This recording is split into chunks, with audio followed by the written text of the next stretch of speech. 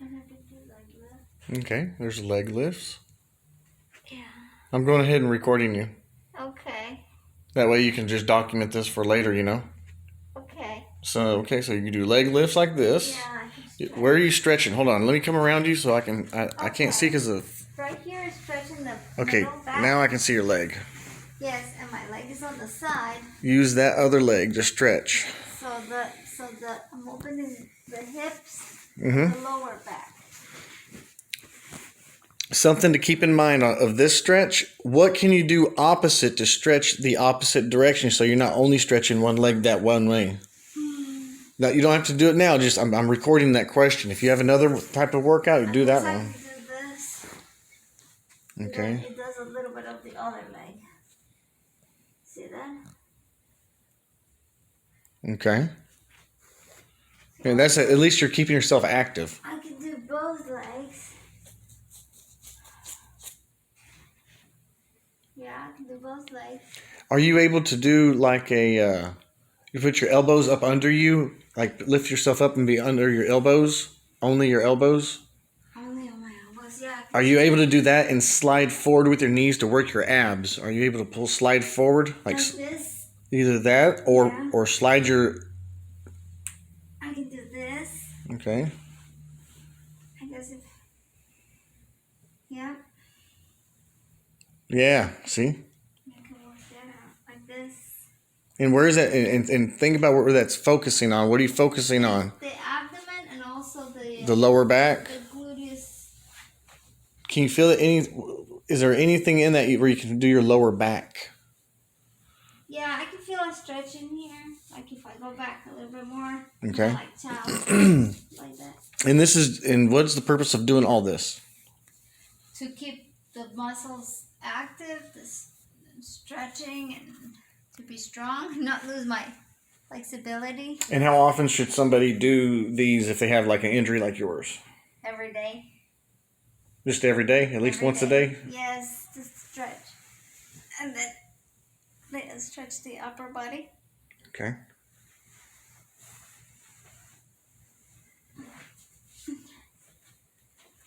I'm going around on this other side over here. Now I can probably do more. If the leg can be on this side, I can do this side workout. Because there's nothing wrong with this leg. Okay. So I can do this. I guess you can do crunches. How hard would... Oh, look, I was about to say try every other side of your knee. That just focus on one side and the other. Back. This is the first time. I know. This is just... I can do crunches. I can probably lift both legs. Yep, the ankle is... If it's in... Yep, I can do crunches. With both legs. So you can work your entire upper body. Lifts with the legs. Yeah, how's that feel on your foot? It feels all right. The first week and second week probably wouldn't be able to do it because the pain up and the knee was. But now I can do it. So I can do that. Yeah, I can do pretty much all the upper body. Can you do any kind of scissors? Yeah, like, yeah. Yeah. Now the gravity, when you come down like that right there, It that feels a little bit funny on the back of the leg. because of the injury and all Yeah. that. Okay. But as long as I keep it steady, yeah, the first 2 weeks I wasn't able to do this. But this is my third week, right? Yeah. I can do that now. But first week after your surgery, I though. wasn't, no. Because of movement. So this is, 1 week after the surgery? Yep. What's your pain level now? 3. And are you taking medication? No. Medication, pain medication. No pain medicine. How many days have you been off it now? 2. 2 days. What kind of results have you had from that before and after with pain? Like, how did that? You took it before. What was your? The worst side effect? I want to know your outlook on using the pain meds afterwards? Because some people try not to do it. Some people use it all the way to the end, and they. What was your outlook on it for you? Well, I think it's individual. Each person manages pain differently. So if you can handle pain, I would recommend you better handle pain and then take the narcotics. But during the first 2 weeks, I felt like I had to take the narcotics. The first week, definitely. And then kind of wean myself off by taking half the dose and maybe stretching the hours. So if they were scheduled every 4 hours, if the pain was really bad, I took them every 4 hours. But as soon as the pain started to wind down, then I stretched them to like 6 hours. Can I ask you the question about The side effects? Yeah. Yes. The side effects of the narcotics was, the worst part was I got constipated. Hold on. You were expecting that, weren't you? Yes, because I've had that experience before. What were you doing to combat that as you knew you were coming into that? What are some things life decisions you do daily, routines? I always take vitamin C, but I don't take just regular vitamin C. I take high doses of vitamin C. I take it in a buffered state powder, sodium ascorbate. Why that way? Because you can get the pills cheap and you can get high But quantities it doesn't of those. contain the same amount of vitamin C, and you can't consume it at those levels. So what I do is I buy the container, the buffered powder, and then I can take high doses.